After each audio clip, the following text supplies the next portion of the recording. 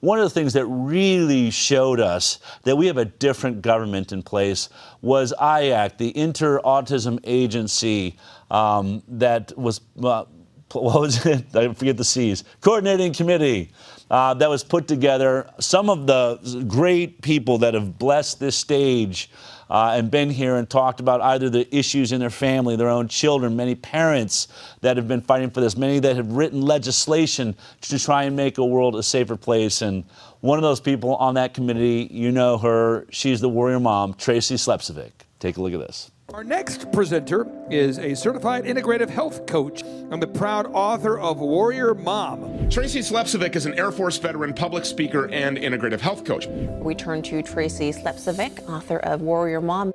For about 10 to 12 years, I wanted to write a book on my journey of healing my son. Our son was diagnosed with autism. I could have wallowed in my own self-pity and played the victim and been like, woe is me, my kid's got autism.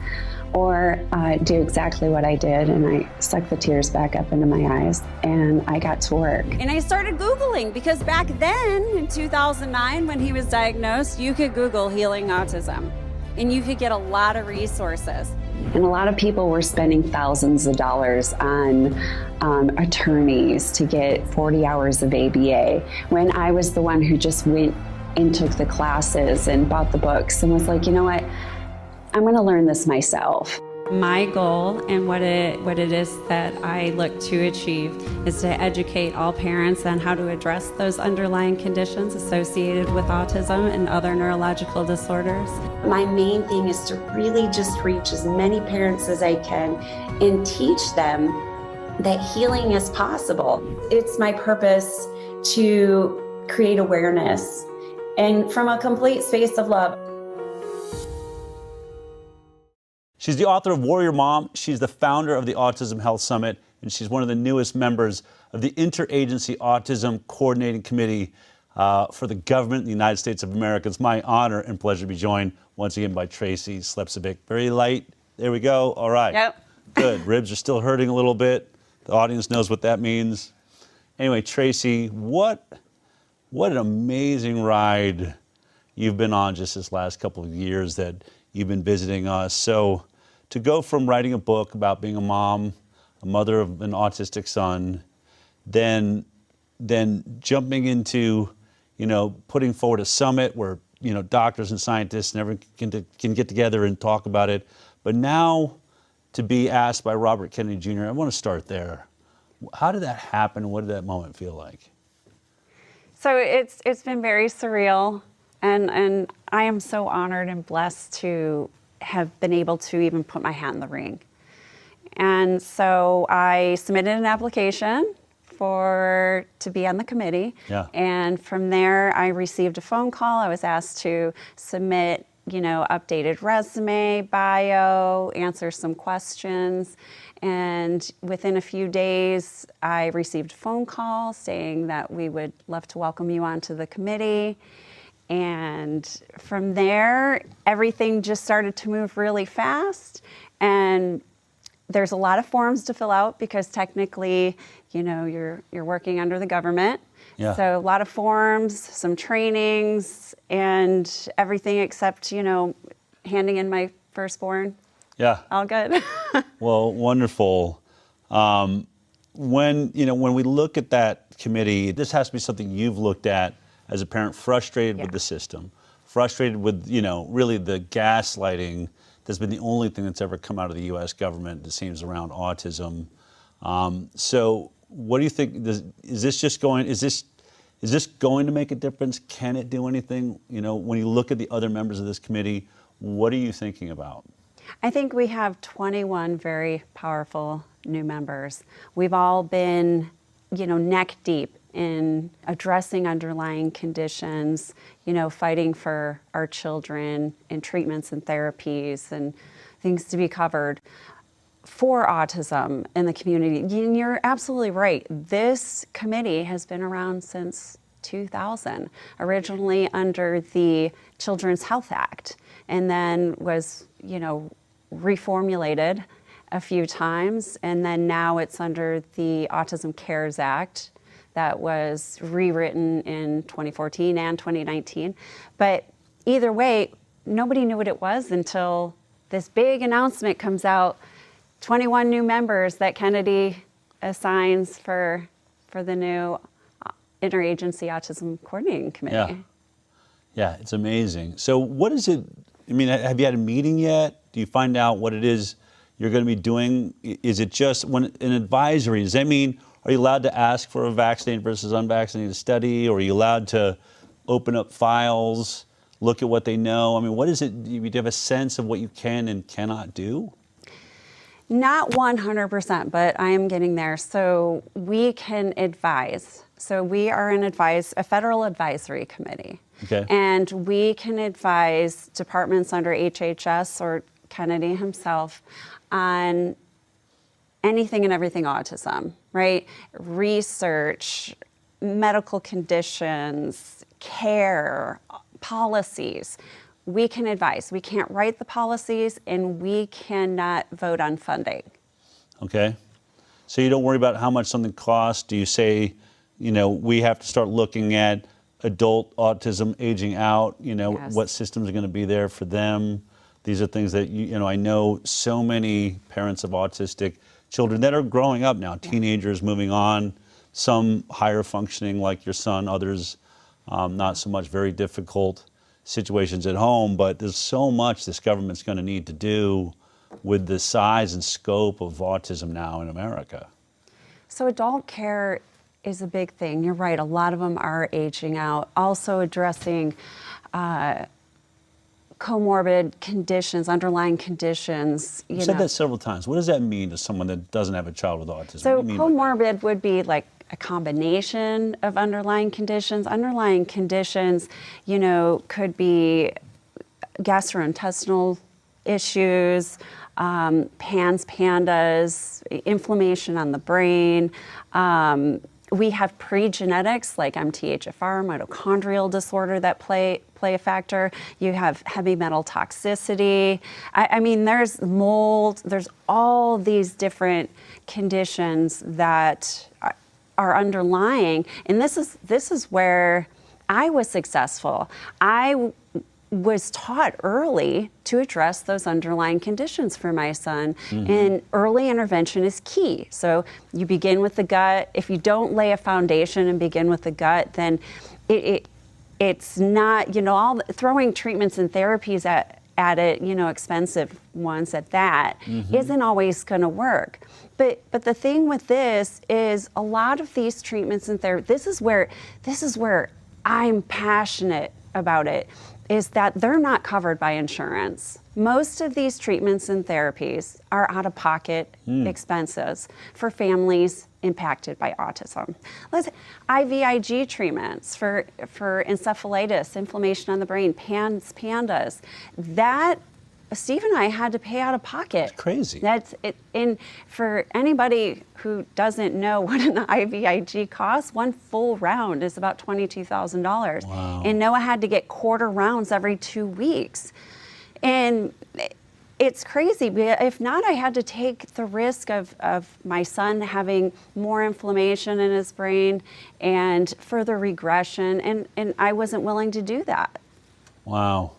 So when you look at this issue now in the state we're in, COVID, I think, woke so many people up to vaccine dangers, issues, risks, isn't doing what they said it could do, maybe is more dangerous than we thought.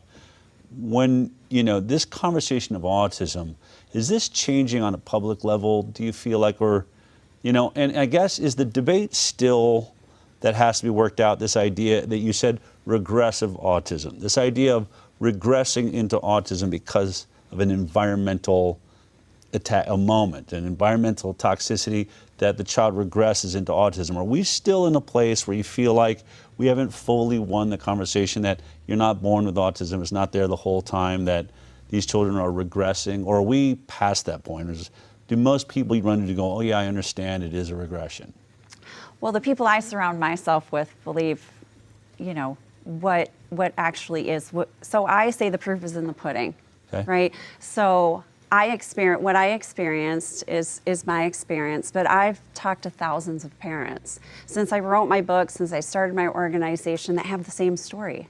How is it that we all have the same story, that we took our child in for a well baby visit, they received, I mean, the main one is MMR and varicella, and then you started to see the slow regression, losing speech, motor skills. Noah got measles from the measles vaccine. Wow. A lot of children do get it. I think the statistics are more than 50% actually get the measles from the vaccine. So is it coming out? Yes, I believe it's coming out. Are there people that are still like stuck and no, this is the end all be all, it's the right thing? You're at choice. I want people to have informed consent. We keep screaming this, right? Yeah. You scream it in your organization. Yeah. I want them to know what's going in their body. I want them to know that a vitamin K shot is not real vitamin K, that it has the biggest black box warning on it.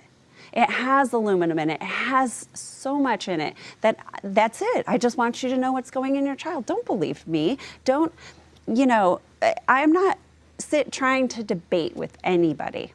I'm just trying to give the facts for the safety of children and adults. So, and you're doing that, I think, most spectacularly with the Autism Summit now. So that's coming up. When are the dates of the next? So our next conference is in San Diego, April 24th through 26th. Okay. We have a really... There we go. Autism Health Summit, Journey to Wellness, April 24th to 26th in San Diego. You can go to ahsconference.com. And so what is it about this? Why was this conference necessary? So I wanted to develop a conference that didn't follow a narrative. That was important to me, to give knowledge. What do you mean by that? Didn't follow a narrative?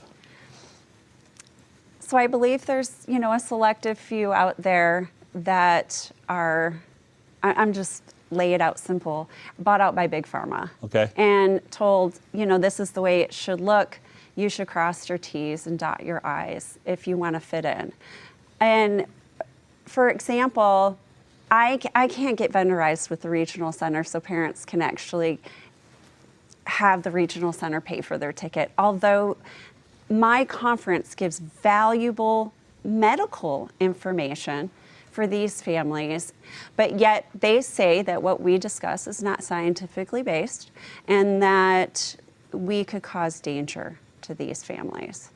Right, and let me just say it that one of the things we've watched many autism groups come forward, some start out very open-minded, no narrative like yours, but if you want the big dollars to come in and we watch it, then you have to take on this different perspective, which is autism is beautiful. Yeah. We're here to just make the lives of autistic people better, but we cannot have a discussion. There will be no discussion about causes of autism, susceptibilities to autism, and certainly anything, not from Tylenol to vaccines or anything like that. And frankly, I'd have to say even leucovorin, which, I think what people didn't understand when Robert Kennedy Jr. said leucovorin can help reverse some of the issues around autism, didn't say it's a cure, but I felt like that was the first time the government of the United States ever said, that there is a way to reduce or reverse some of the symptoms of autism. And what people don't realize in that is that that's the first time our government says, if you can reverse something, that means it's not a genetic DNA problem. It means there's an environmental toxin. Something went wrong that can be corrected. If it can be corrected, it is not genetic at its base. And so I think when you're talking about that narrative, it's this idea that autism is genetic. It's always been here. We're just diagnosing it better. And it's really hard to see several of the groups that I think even get on the right track and then just go for, you just watch their dollars just get increased by major organizations as soon as they step away from asking, well, how have we gone from 1 in 10,000 to now 1 in 30? Yes. And originally, my husband and I had started the conference and we had put our own money into it and we lost about $40,000 because you guys like throwing money at stuff. I'm telling you, $20,000 for this thing to heal your child, $40,000 to inform the public. And then afterwards, I'm like, this gets to become a nonprofit organization. And so I continue to do fundraisers. What's the best way to Autism donate? Health, or they can just email me directly, tracy@autismhealth.com, Tracy @autismhealth.com. But my full-time job is Autism Health, is counseling these families. I'm cooking dinner while I'm talking to one family and then scarfing down my food so I can hop on a Zoom call with another family. And I'm exhausted. We don't have the funding currently for an assistant or any other funding. So we're writing our own grants, and Dr. James Lyons-Wheeler is assisting us. But I have a great community, and I will bust my butt. I'll do as many fundraisers as I need to do. I have one this weekend at my home, and do whatever it takes to help these families, because that's my goal. I got Noah to a very functional place, and he is doing great. He's working full time so he could travel the world all on his own. That is absolutely amazing. Tell me, who are some of the speakers you're most excited to have at the conference this year? So you, of course. So grateful. Can't for wait to be there. All your love and support. Yeah. Aaron Seary. Okay, great. Dr. Toby Rogers. Excellent. Dr. Dan Goodnow. We're also partnering with Ed Clay, who's going to be coming and speaking. Oh, fantastic. And Ed Clay is the founder of Cellular Performance Institute, and they do stem cell therapy. Now, originally I went to him and I said, do you do stem cell therapy for autism? And he said, I don't treat kids. And I said, well, why? And he said, because I don't know that it'll actually work, and unless I know that it'll work, I won't do it. Yeah. And I said, oh, well, you should do some research into that. And so a couple weeks later, I didn't expect this. I get a call back, and he's like, hey, I talked to my board about this, and we want to fund a clinical trial for exciting. autism. So they're actually working on what are the causes of autism. You know, they're doing a whole, and so we've partnered with Ed Clay and his team at CPI, and so he will be speaking. We have Dr. Sabine Hazan. Oh, love her, fantastic. She's also working on funding for a clinical trial for autism, and she's 12 and 12. I mean, she's doing really good. So getting these different types of treatments that are in the trial phase, right? Getting research studies funded and getting them making them accessible to families who are impacted by autism is super important. And I feel that this is the goal of this body, of the new IACC committee. Well, I'm glad you're on it. I'm glad you're having so much success in the work that you're doing, your dedication. It's what I keep saying to everyone in the audience, I don't know what everyone's specialty is, but I think we're all alive in this moment for a reason. You're doing such great work, so I just want to thank you for joining us. I'll see you just in a couple weeks at the Autism Health Summit. Yes, thank you. All right, great. Look, if you want to donate or get involved, obviously this is a very important issue, but more importantly, if you have a friend out there that has a child struggling with autism, it is really hard to get good information. They're being gaslit by their doctors. This is one of the things you can just say, hey, I just heard about this Autism Health Summit, and they're talking about children's lives really being made better. Just thought it might be something you'd be interested in checking out. Spreading the word is how we do this. There's millions of children that are now suffering with this in America and around the world. If we can make their lives better, to me, it's something we should really be involved with. Here is the new promotion for the Autism Health Summit. Take a look. So my dream for probably a good 10 years or so has been to run an autism event, to really educate those parents on addressing those underlying conditions associated with autism. And truly hearing from the best speakers, Aaron Seary, Del Bigtree, Dr. Toby Rogers, Ed Clay, Dr. Dan Goodenow, Dr. Sabine Hazan, Tony Lyons, Sienna Sewell and the Sewell family, Dawn Marie Gavin and the Spellers community, and all these amazing doctors, scientists, and parents on how to address the underlying biological conditions associated with autism and other neurological disorders. When I started this journey, I felt alone. But we come together to unite, and that is the most important thing. What is it that you choose to create in your life? This is a one-of-a-kind experience you will not want to miss.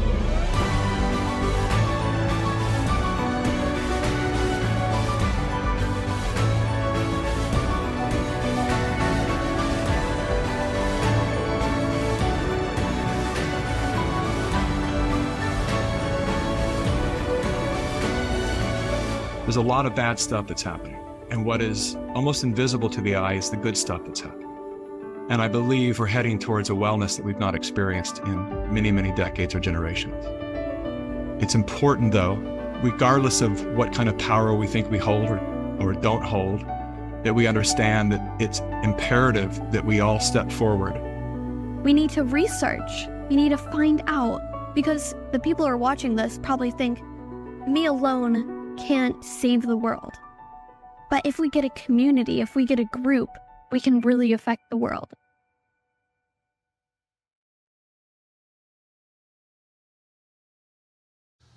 You know, it's amazing to me as I go to these conferences, and you know, I'm going to be at the Autism Health Summit and coming out of the MAHA event just this week in DC, that there's still media out there that is pushing this idea that autism has always been here, we're just diagnosing it better. That argument alone has been, I mean, it's so easy to debunk it, because we all know, if we look back at our childhood, we didn't see this in our schools. We didn't see asthma inhalers, maybe one in my entire school. I'm in my 50s now. I mean, there's one kid that had to have the asthma inhaler, and now they're, you know, 1 in 12 kids, I think, or something like that. Autism, 1 in 12.5 boys in California. If you think we've always had 1 in 12.5 boys with autism, then, you know, there's a bridge we can sell you somewhere in New York. But, you know, there's so many people that have just never given up in this space, and to really starting to see the light coming through, real conversations happening. It's just an amazing time, an amazing moment around these topics. So I'm happy to be in the middle of it.